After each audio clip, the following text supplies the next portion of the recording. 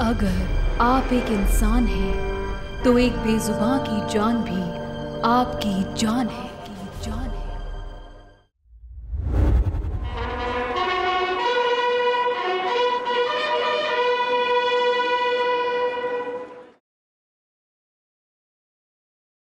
अभिनव, मुझे ये बताइए कि कोई अगर जानवर अपने घर में पालना चाहता है तो किन बातों का ख्याल रखे, क्योंकि आजकल लोगों को ये नहीं पता कि कौन से जानवर पालने चाहिए नहीं पालने चाहिए, तो कन्फ्यूजन रहती है उन लोगों को और उनको शायद पता ही नहीं होता कि किस तरह से जानवर पाले जाएं। और वो जानवर जो होते हैं वो बेचारे कुछ बयां तो कर नहीं सकते क्योंकि बोलते नहीं हैं, तो इसलिए आप विस्तार से मुझे बताइए कि किस तरह की चीज़ों का ध्यान रखना। ये बहुत ही अच्छा सवाल किया है आपने, क्योंकि आज की डेट में अगर हम शेल्टर में जाएँ, एनिमल शेल्टर्स में जाएं, तो वहाँ ऐसे जानवरों की तादाद कई सौ में है, कई हज़ारों में है, जो लोग पालते हैं और कुछ टाइम बाद छोड़ देते हैं।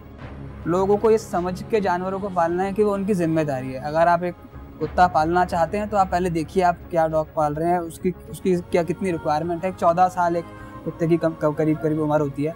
आप खरगोश पालना चाहते हैं तो वो बड़ा भी होगा, उसे स्पेस भी चाहिए, वो गंदगी भी फैलाएगा, तो आपको उस हिसाब से जगह होनी चाहिए। ये ना हो कि आपने साल 2 साल के लिए रखा और कहीं शिफ्ट होना है, कहीं आपने जाना है तो आपने उसको छोड़ दिया। इस तरह के जानवर भी डिप्रेशन में चले जाते हैं और सच बताऊं तो शेल्टर्स पे इतना भार पड़ जाता है कि उनको बचाना बहुत मुश्किल हो जाता है।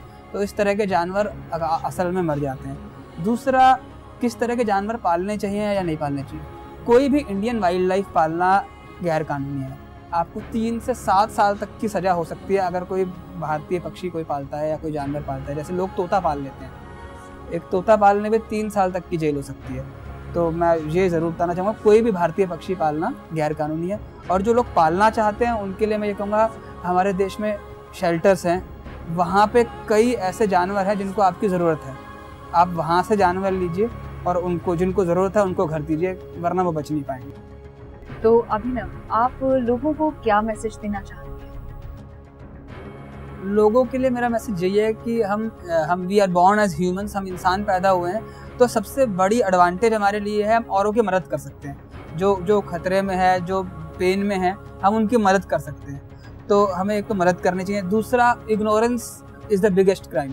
हमें जो हमारी वजह से, हमारी लाइफस्टाइल की वजह से, हमारे रहने की वजह से जो जानवरों को, जो दूसरे पशु पक्षियों को दिक्कतें आ रही हैं, जिस वजह से वो ख़त्म हो रहे हैं, जो उनको सहना पड़ रहा है, उसको हम कम से कम करें और उसको रोकने की, बंद करने की कोशिश करें।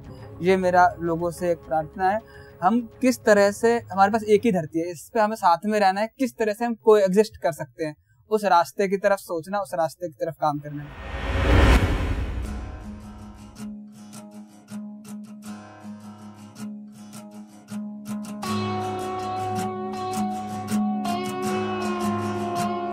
एक दर्द भरी पुकार है,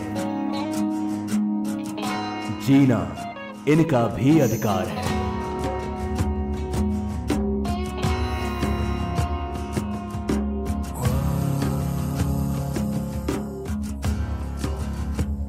न पिंजरा, ना कोई चार दीवारी, इनकी है ये दुनिया सारी।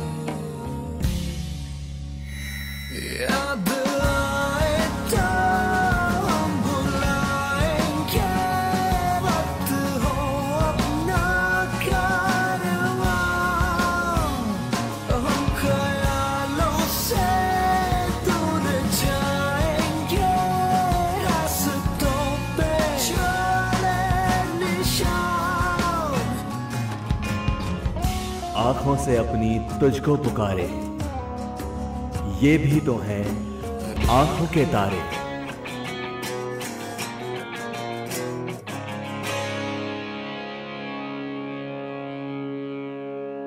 जरा अपने आसपास नजर घुमाकर देखिए। हमारे आसपास इस इकोसिस्टम में तमाम ऐसे पशु हैं, पक्षी हैं, प्राणी हैं जिनकी वजह से जीवन चक्र चलता है। और अगर हम चाहें तो इस धरती को इसी तरह से और खूबसूरत बना सकते हैं जहां पर हम और ये तमाम पशु पक्षी और प्राणी एक साथ एक दूसरे के साथ रह सकें। हमारी इस मुहिम में आप भी जुड़ सकते हैं। हमारे इस प्रोग्राम पर अगर आपका कोई फीडबैक है तो भी आप हमें बता सकते हैं। इसके अलावा अगर फाइनेंशियली आप हमारी मदद करना चाहते हैं तो भी आप हमें हमारे ईमेल एड्रेस पर लिख सकते हैं। और इसके अलावा हमारी इस मुहिम को मजबूत बनाने में अपना साथ भी दे सकते हैं। हमारा ईमेल एड्रेस है faunapolice@gmail.com। यकीन मानिए, अगर आप और हम चाहें और मिल जाएं तो इन तमाम प्राणियों के लिए इस धरती को रहने की एक खूबसूरत जगह बना सकते हैं। जंगल तो पहले ही नहीं बचे और शहरों में जो बचे हैं बन आई है उनकी भी जान पर। अगले हफ्ते सुनाएंगे सड़क हादसे के शिकार एक गजराज की पुकार।